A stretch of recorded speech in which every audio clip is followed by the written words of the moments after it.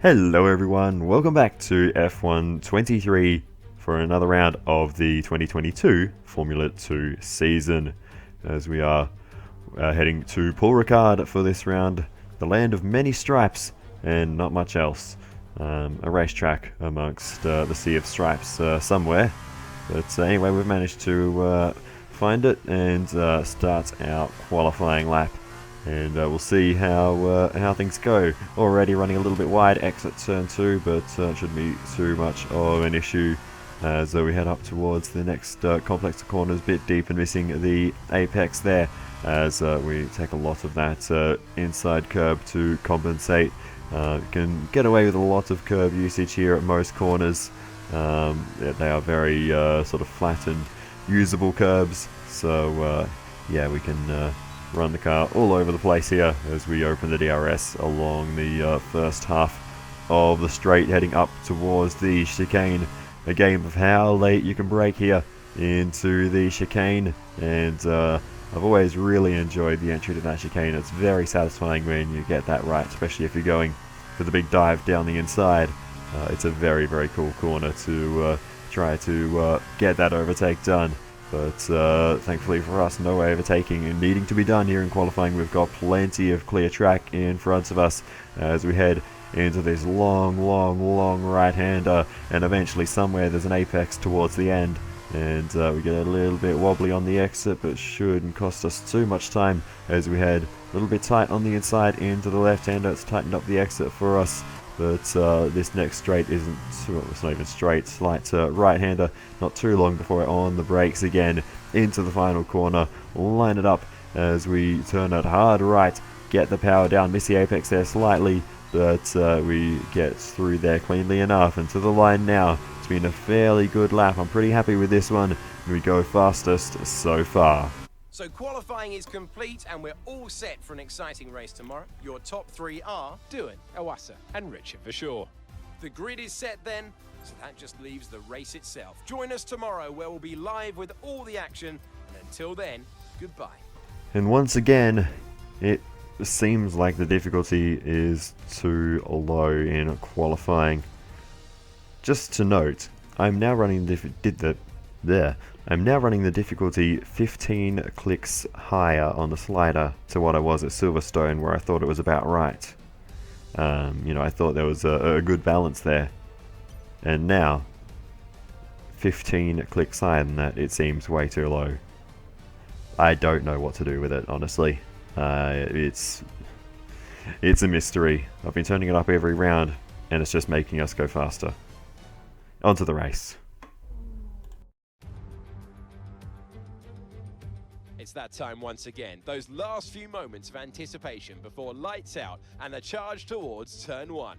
Which of these young drivers will come out on top at Paul Ricard today? Stay with us to find out as we get today's race underway. Today's drivers need to master the 15 corners of Paul Ricard. 6 left-handers and 9 right spaced around the 3.6-mile circuit. The longest section is the famous Mistral Straight, which is split into 2 by the colourful Chicane Nord, which offers a potential overtaking hotspot. But the drivers there need to take care. Those brightly coloured stripes don't offer much grip and won't be kind to tyres.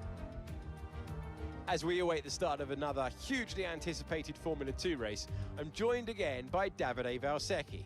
Davide, as a former GP2 champion, can we get some insight to what is running through these young drivers' heads as they sit out on the grid? Ciao Alex, it's a pleasure to be here. There are nervy moments, there is no doubts about that. Mental strength is the key to remaining calm and focusing on the upcoming race. Formula 2 is so competitive and all of these drivers knows that they are going to be pushing each other all of the way. In this sport, you have to be able to control your nerves. Alrighty then, so here we are on the grid. We're ready to go racing for the sprint race here at Paul Ricard. Little bit of cloud around, but no weather of any significance. So we look to the strategy. We can either do a one stop with 2 sets of softs. We can go hards to softs, softs to hards, I suppose, or the hard tyres all the way. Everyone else starting on the soft compound tyres, so everyone planning a pit stop of some kind. We're going to go double soft. It's the fastest way to get to the end, so that will be our strategy, and we'll save our hard tyres, which we will very much need for the feature race. So yeah, that is the way we will do it. So here we go then to the 5 red lights. It's lights out, and away we don't go. It's a horrible start for us, as we just were absolutely terrible on the reaction time there. The actual launch off the line was very good, and we're able to actually recover quite a bit of ground along the run towards the first corner. 3 wide in front of us. That's a little bit wild through the first few corners. They start to sort themselves out as we've made our way up into 9th position. Dive down the inside. We might be able to snag P8 here through the next couple of corners as we fight it out around the outside. And that's job done just about. We're still side by side, but we'll have the inside running for the next right-hander. A bit deep though, we might get switchbacked here, but we managed to hold on a bit deep there, and we'll lose that one in the end. Richard Verschoor moving up into P8 as we look behind. We are under pressure from Teo Porcher and Dennis Hauger, and we're going to see if we can go late on the brakes here. Not close enough to do anything about Verschoor as Porcher around the outside. What a move!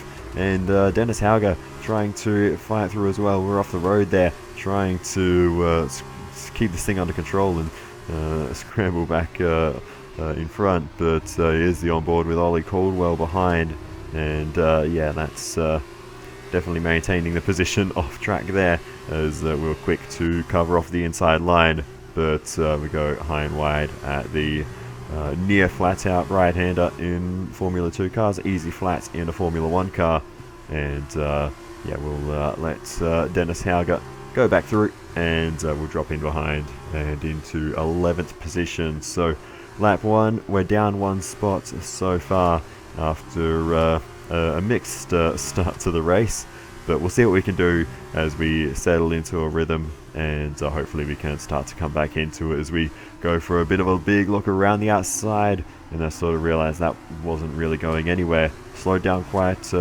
suddenly for the final corner. Caldwell got back through, got a rubbish exit though, and we get back past him pretty easily. So little squabble there, as I was just trying to carry better speed around the penultimate corner to line up a move into the final one. It's something I've been able to do before. It's not the easiest overtake to make, and yeah, just carried a bit too much speed too soon on that occasion. So yeah, we'll need to maybe practice that one a bit more. As Marino Sato is in the pit lane. We're going to box this lap and push hard on the in-lap. We're going 1 lap longer, but hopefully we won't be undercut by too many cars. My pace hasn't really been that great over this stint. I haven't really achieved very much, let's say. So we come into the pits. This stint could be a bit better for me. I did minimal laps in qualifying, and we will be going on to the qualifying tyres, or for some, potentially the hards. So we'll see how that plays out. But yeah. Okay, mate, that's it. Go, go, go. That was a fantastic stop. Faster than we were expecting. We gain massive time in the pits. That is Teo Porcher, who was driving away from us earlier, but we have been able to really close that gap in the pit lane. Our last stop. No more scheduled pit stops. So let's go. yeah, we have the best crew in pit lane easily, and that has made our life significantly easier, and we've gained despite going longer. We're actually up into the top 10 once more. Still not in the points paying positions, but with the fastest lap that will be worth 1 point, because we are in that top 10 as the two in front begin to fight away. Can we make it 3 wide down the outside into the chicane? We'll carry the speed and get the move done on Teo Porcher and Felipe Drugovich, and move ahead of the pair of them. They're both on the hard compound tyres, probably taking a little bit longer to get up to speed, and of course naturally these softs will have more grip.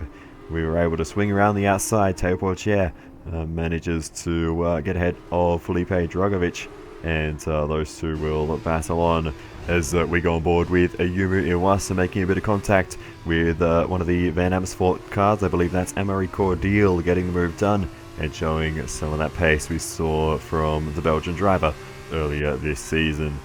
And as we continue on, they're both on the hard compound tyres. We're on the softs, so we should be able to clear these two relatively soon. Go for the move down the inside of Ayumu Iwasa, and we can't quite get it done there at the first sort of chicane section. We'll see if we can get it done maybe around the outside into turn 3. Not able to do it there, so we're just going to have to be a little bit patient here and get the job done in DRS zone. I think would be the easiest place for us to be able to do this. The next trio of cars all running very close together though, so it'll be interesting to see how that goes along the straight as we sit in the slipstream of Yumu Iwasa. Meanwhile, up the road on board with Callan Williams. He's in the Van Amersfoort sandwich as I think that's Cordial on the inside and Jake Hughes on the outside. All three of these drivers going to the end, but Callan Williams on the soft compound tyres has the pace at the moment. So well done to him to get that move done as we're looking for the move down the inside of the near flat out right-hander, and we get past a Yumu Iwasa there. Unusual place to go for a move, but you go for it wherever the opportunity arises, and we got a good run out of the chicane on that lap. And now the next target is Jake Hughes, who has good track position but seems to be struggling for pace at the moment. So we'll see what happens here as we begin to close in to the British driver, and we got a good run, and we get a bit of a squeeze to the inside there. The shape of the track probably sort of pushed Hughes towards us a little bit there as well, but nonetheless we get through on the Brit and we move ourselves up one more position, and we're up now into P5. So after a rocky start, this has been a really nice recovery in the second stint, and like I said, our soft compound tyres are going to be in good condition, and it's really helping us now as we go for the move down the inside of Amari Cordial, move ourselves up into 4th position with the two of the other Australasian drivers ahead of us. We've got our fellow Aussie Callan Williams and the Kiwi Liam Lawson in 3rd and 2nd respectively. So Williams also running the soft compound tyres at the moment, so it'll be interesting to see what our relative pace is. Caution up ahead, and what is happening here? It's the race leader Yuri Vips, and he is out of the race with a mechanical failure. Oh my goodness, what horrid luck for the Estonian. And wow, that is all of a sudden given an opportunity to all three of us.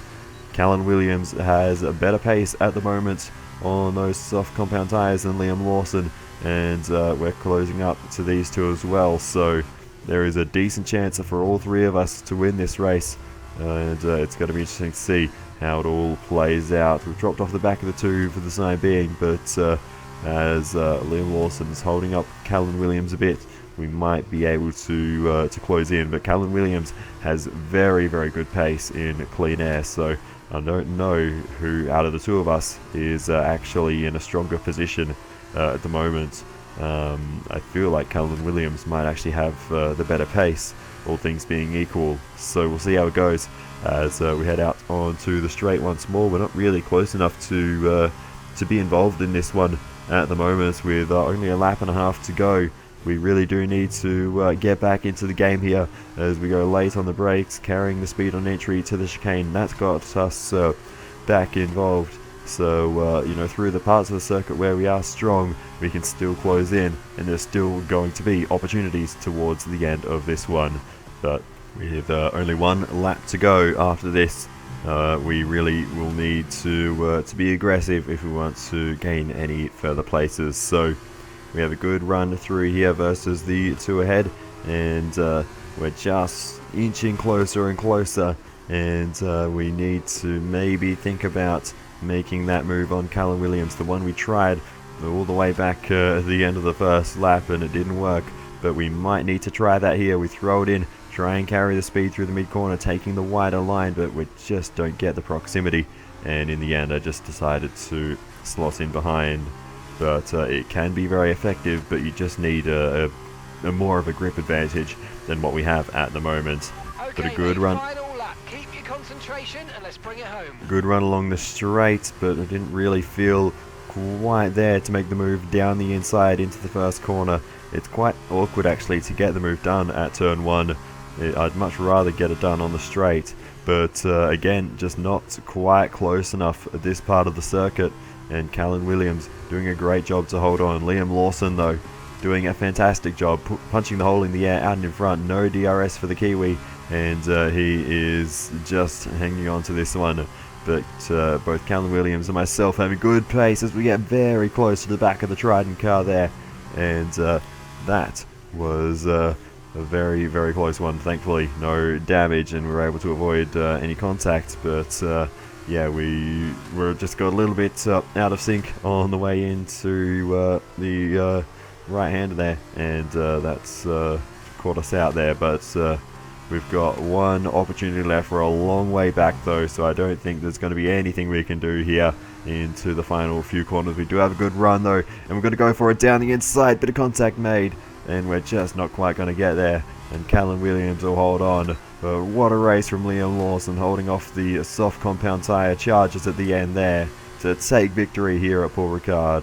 It'll be P3 for us. Alright, race over. Take care of the car on the way in. And an all-oceanic podium here in France. Goodness me, that was a close finish. That was fun. Enjoyed that race a lot. Carlin have pulled off a sublime performance to secure the top step of the podium today.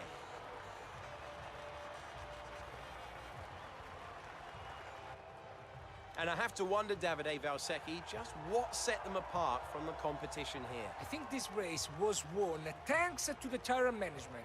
You have to remember, it's not just about going as fast as you can. It's about consistency. It's about maintaining your speed over an entire race distance. So being able to keep the lap time competitive while still respecting the tires, that's where they won today.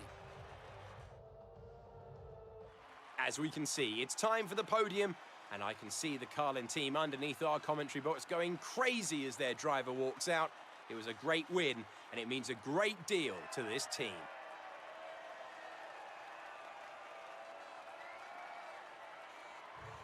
So it is Liam Lawson who takes a race victory here today.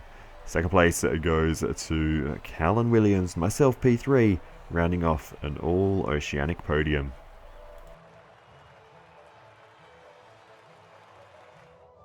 And now, let's take a look at the driver's standings. It's a good result for Jack Doohan, who extends his advantage at the top of the championship. And now, Davide Valsecchi, let me ask you, who is your driver of the day? I have to give it to Liam Lawson. One of the best things about Formula 2 is watching these young drivers grow and mature, and it feels like his career took a big step forward today. On to the teams then. Virtuosi moved to the top of the table. After all this drama, you'd be mad not to join us for the next race. We hope to see you then. Take care. So there we have it, the end of the sprint race here in at Paul Ricard. So where did everyone else finish outside of the top 3? Amaury Cordial, good points for his championship P4 for the Belgian driver, and a return to form after a difficult run over the last few rounds. Then it was Yumu Iwasa, just ahead of Jake Hughes. Good points for him as well. Haven't seen too much of Jake Hughes recently, so good to see the British driver in the points. Next in P7 was Teo Porcher ahead of Dennis Hauger, Felipe Drogovic and Richard Bashaw rounding out the top 10, the top 8 scoring points in the sprint race. As for the championship standings, we of course extend the lead with that result. Marino Sato running second in the standings, but scoring no points with bad qualifying, unfortunately, for our teammate. But Cordial closes, well, he doesn't close, but he does score some good points rather, and remains third in the standings ahead of Iwasa and Teo Porcher rounding out the top 5. In terms of the constructor standings then, we continue to extend the margin, and we are now 183 points ahead of Prema, who run in second position. So things continuing to go very well for us, and Trident are steadily making their way up the standings and 101 points for them so far, and not too far until they catch up to ART. So they're going really well, definitely punching above their weight this season. So it's great to see from them. They've had so many strong results, with probably in particular with Callan Williams. But Richard Deshaw will have a good opportunity with a great qualifying earlier today. So yeah, we'll see how it goes, and we'll see what happens in the feature race. It's going to be a very interesting one. There is some weather on the radar towards the end of the feature race, so that could factor into strategy as well. We'll have to see how it all goes as it plays out. There is no predicting the weather. We're here at Le Castellet, and it looks to be a thrilling event ahead of us. The drivers are making their final preparations, and in a very short time, we'll be starting today's race. Today's drivers need to master the 15 corners of Paul Ricard, 6 left-handers and 9 rights spaced around the 3.6-mile circuit. The longest section is the famous Mistral Straight, which is split into 2 by the colourful Chicane Nord, which offers a potential overtaking hotspot. But the drivers there need to take care. Those brightly coloured stripes don't offer much grip and won't be kind to tyres. So before the off, let's remind ourselves of yesterday's results with a look at the starting grid. Jack Doohan lines up on pole position, with Ayumu Iwasa alongside. Looking down the rest of the grid, we have Vershaw, Hauger, Amory Cordeal, Williams, Drugovic, Phipps, Hughes, Liam Lawson, Pourchaire, Fittipaldi, Marino Sato, Marcus Armstrong, Novalak, Deruvala, Caldwell, Frederick Vesti, Calderon, Boschon, Nissani, and Logan Sargent completes the grid. Now it's almost time to lights out, so let's get down to the track. As we await the start of another hugely anticipated Formula 2 race, I'm joined again by Davide Valsecchi. Davide, as a former GP2 champion, can we get some insight to what is running through these young drivers' heads as they sit out on the grid? Ciao Alex, it's a pleasure to be here. There are nervy moments, there is no doubts about that. Mental strength is the key to remaining calm and focusing on the upcoming race. Formula 2 is so competitive, and all of these drivers knows that they are going to be pushing each other all of the way. In this sport, you have to be able to control your nerves. Alrighty then, here we are on the grid, ready to go racing for the feature race here at Paul Ricard. Really only 2 possible strategies, softs to hards or hards to softs. The 2 stoppers there, but it's not viable at all given the high tyre degradation on both of our soft compound tyre sets. A few people starting on softs, but as I kind of mentioned, those softs would have already seen their best. So yeah, that's really all there is to discuss. We're going to start on the hards and see if we can make these last until the rain comes. 5 lights are on. And it's lights out and away we go after quite a hold there. But we get away from the line well. And after a little drift to the left-hand side there, we'll return to the racing line and lead the way into turn 1. And leave the rest of the field to scrap it out behind. Looks like Vershaw and Iwasa are still fighting it out as we accelerate away down towards turn 3 and the next complex of corners. Important we get away early here and try to create a bit of an air buffer, as I'm not sure how the pace is going to be in this race. I think our sprint race performance was definitely aided by the lower lap count we did in qualifying, only doing the 1 flyer, and yeah, I think that definitely helped us in that later stint as we're on board with Ayumu Iwasa through this section, and a bit of contact with Richard Vershaw. Iwasa trying desperately to hold on to this position, and I think has just about managed to do so and gets ahead of the Dutchman. So Iwasa up into 2nd position, but Richard Vershaw coming back at him to the outside as they head into the chicane.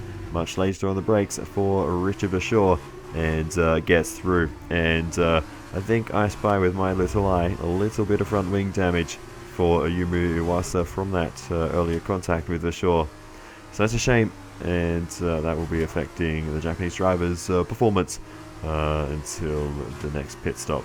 So, oh, we get it cranked a bit sideways there, and as we continue to race on, fair way into this race now, by the way. Not much was happening for quite a while, but now we are starting to struggle a bit at the moment. So, yeah, not really sure what the shift in momentum is. Perhaps my tyres are just wearing out faster than everyone else's. It is quite possible. It's a trend we've been noticing as of late, but yeah, we are under serious pressure from Richard Verschoor behind, who is absolutely flying, and we are absolutely sliding. Okay, focus. We need to stay on form. And both Verschoor and Hauger managed to slip on through down the inside. We get the DRS opens, and we do have a very close proximity slipstream on Dennis Hauger, so we might be able to do something back down the inside here. We go for the lunge down the inside and move ourselves back up into second position briefly, but Hauger all the way around the outside and gets the job done through the center of the chicane, moved up into P2. We are left looking in our mirrors to the next car behind, Amari Cordial, running in P4 at the moment. Could be moving up into the podium very soon though. In just over 10 minutes time. Rain in 10 minutes. As the rain is already in the area, so it'll be interesting to see precisely when that hits. But it is definitely something we need to be wary of. But that gives me confidence that these tyres should go the distance. Bit wobbly on the exit of the run onto the straight there once again, and we're really starting to struggle on these tyres. Of course, I haven't done much running on the hard compound tyres, doing both stints on the softs in the sprint race. These tyres not the greatest in comparison. Behind is 37.6 seconds. So yeah, we're just struggling, having just not done enough running on these tyres earlier in the weekend, and now they're starting to wear out. This is probably the lowest grip that we've had yet, so I guess that would probably explain it. But yeah, it's a frustrating phase of the race where we just do not have the pace at the moment. But in a way it's good, because I'm actually getting to do a bit of racing with the other drivers. Radio. 5 minutes until rainfall expected. 5 minutes until rain. And yeah, rain approaching and getting ever closer here as we're on to lap 14 now. And that is a car headed off the road. Ralph Boschung, another mechanical failure in the Campos. Been a tough few rounds for Ralph Boschung as of late. He had a mechanical failure back at Silverstone, I believe, as well, as we head into the chicane. And Cordial and Dragovic really scrapping it out here, and they are not giving up. They're going to be running side by side up towards the flat out right-hander. That's going to be a little sketchy to get through there side by side, and in the end it looks like Felipe Dragovic prevails. Cordial slots in behind. Probably a wise decision by the Belgian driver, as we get a very brief run to look up on the outside on these two. As that is the time they lost through there. We look to the outside and we just barely managed to avoid an incident there, as Cordial left us 7/8 of a car width to work with, and we tried to go for it, but we ended up getting the raw end of the deal there, unfortunately. Okay, red flag, mate, red flag. Oh, the red flag is out. How did that happen? That came out of nowhere. Looking to Enzo Fittipaldi, full 180, and rolls backwards slightly to get out of the way of the traffic, and presumably lost the engine there. This is a good chance to change our strategy for the rest of the Grand Prix if we want to. Alrighty, here we are then on the strategy screen. Looks like the rain has hit during the red flag, which makes the transition period much easier. We'll just go out on the wets and just race on, so we don't need to judge that. It's taken that element of strategy out of it as to when we put the wet tyres on.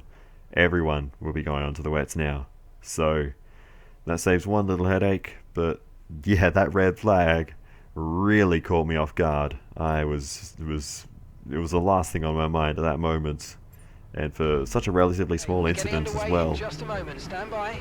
But I guess Fittipaldi couldn't get moving again as we go to the 5 red lights, and away we go for feature race part 2 here. And it is a little bit wet this time as we race our way down towards the first corner. We'll see if we can navigate this all safely, as we are going to be struggling a little bit in these conditions. And yeah, it's going to be just about survival. I have absolutely no clue what my wet weather pace is going to be like in these conditions, as Cordial and Drugovic are straight back into it, having an argument with each other through the first sector. And nothing has changed for the two of them. Wet or dry, they are scrapping it out hard, and Drugovic continues to lead the fight against Cordial at the moment. So yeah, they are absolutely having at it, as we've got Logan Sargent behind us at the moment. Sargent started a long way back in this race and has come forward thanks to the red flag. So things have worked very well for the American here, as we go off the road there, and we'll maintain the position. But yeah, we're very much struggling into that chicane on that lap. And here is the running order, as the field has sort of been reset. Richard Verschoor still leads the way ahead of Hauger, Drugovic, Cordial and myself. Then Sargent started dead last, P22 up into P6. What a great race, and a great turnaround for the American driver. Then to Yumu Iwasa, the next of our championship rivals in the queue, P7. By 3.1 seconds. Unfortunately, our teammate still not running in the points. Was not able to benefit from the shake-up. But yeah, what a great opportunity for Sargent. It's been a really rough season for the American driver. Certainly not, you know, what we would expect. But we'll see how it goes. A top 10 result could definitely be on. So we'll see. But as we continue to race on, we are still maintaining P5 at the moment. Not much happening in our world. And a slide and a full spin out onto the straight, and we managed to get it parked off the racing line. We'll flick it around, but that is going to cost us all of the positions. Not long after the red flag, everyone's bunched up, and we drop down into last of the running cars. Oh my goodness, that is a frustrating one. You know, I said it, I don't know what the pace is going to be like in these conditions. The consistency clearly was more of the issue. The pace was actually fine. To my surprise, I thought I was going to struggle a lot more, but the pace was okay. But yeah, a small mistake and it sent us to the back of the field. There was just no saving it at that point. You know, I tried to steer out of it and, you know, do all the usual things, but yeah, it just didn't work for us. Anyway, casually making a double overtake around the outside of Roy Nassani and Jake Hughes there, and getting through. Caution, caution. Caution up ahead. We'll have a look on the replay to see exactly what happened as Logan Sargent. Oh no. We were just saying how much of an opportunity this is going to be, and he's thrown it away with the spin there. Right, there's a big incident in front of you. Red flag. Red flag We'll yet Everyone's again. okay. Oh my goodness. What is going on in this race? That's just insane. 2 red flags in one race. We've done all right so far, but this is a chance to take a breath. We've got another half of this race. Anyway, we get to the second restart. Right there, the recording actually cut out. So we're looking at this one from the replay camera. The regular recording will come back soon. But anyway, we will get a decent start as we try and look to the inside. I thought I was going conservatively into the first corner, but it's impossible to even see anything at this point. We make a bit of contact with Yuri Vips, I believe. And yeah, that has damaged our front wing, unfortunately. Then that's brought out the virtual safety car, just to add to the stoppages in this race. As we have a look at a replay of the start from off-board, we'll just see what happened at the front of the field, because we didn't really get any indication of that from on-board myself there. But it's Richard Verschoor who got a good start from pole in the feature race Virtual part 3. safety car is ending. Maintain your pace until we get the green flags. VSC ending.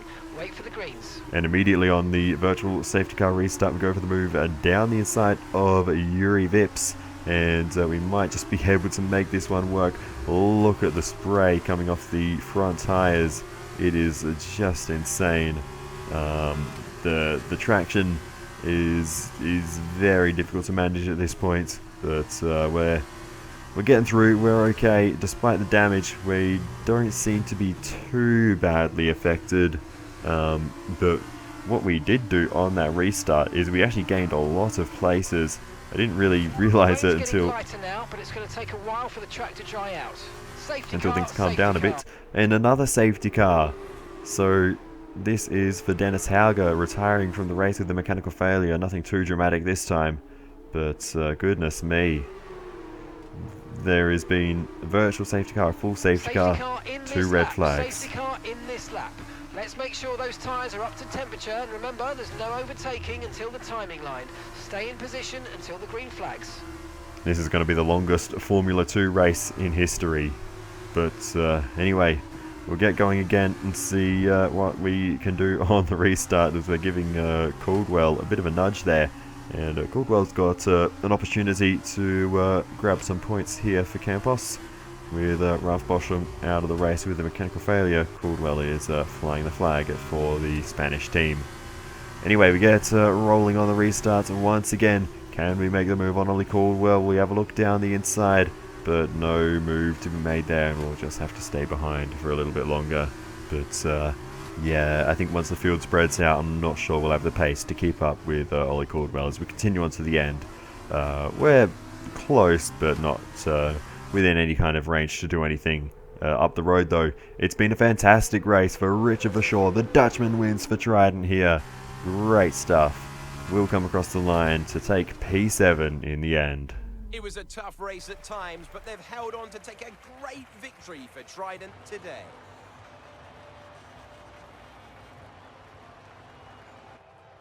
And Davide Valsecchi, give me your thoughts. How did they accomplish this result? I think they kept a cool head. That's why they won today. Smooth, steady, everything bad that happened to them, they handled it calmly and professionally. That's what let them focus on getting the best out everything else. The car, the strategy, they managed to keep out of trouble the whole way around. Our drivers are making their way out for the podium celebrations, and it's going to be Trident picking up the winner's trophy. Congratulations to the entire team for coming out on top in that amazing race.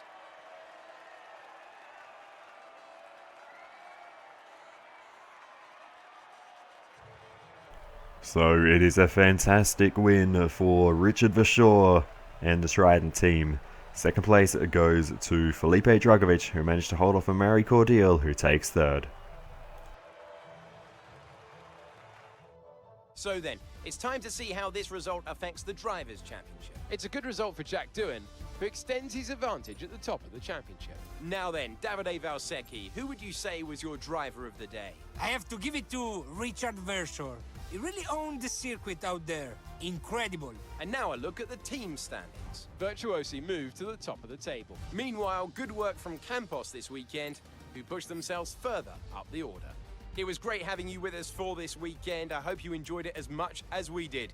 We'll see you when Formula 2 returns. Well, what do we even say about that race?